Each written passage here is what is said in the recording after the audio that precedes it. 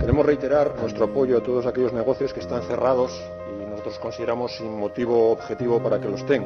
Se apelaban a informes teóricamente técnicos y a otros dictámenes científicos para la adopción de estas medidas restrictivas, pero no los conocemos.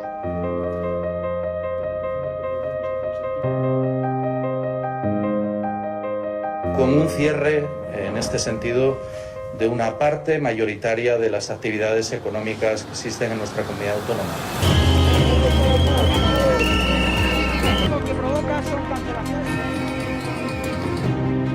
La de las protestas de los hosteleros esta mañana en Gijón.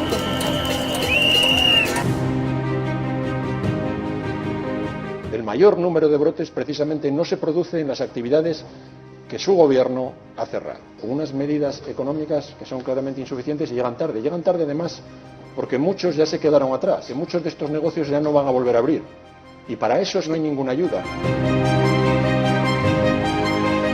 Es una lástima que los trabajadores, muchos de ellos, salgan hoy a la calle a protestar para que se les deje trabajar.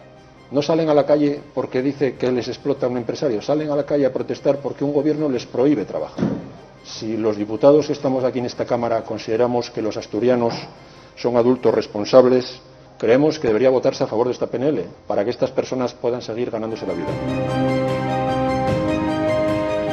Nuestro deber como ciudadanos de Asturias es no arriesgar y proteger nuestra tierra. Votos sí, presenciales 8, telemáticos 5, total 13. Votos no, presenciales 13, telemáticos 13, total 26. Abstenciones, presenciales 4, telemáticas 2, total 6. Por el resultado indicado queda rechazada.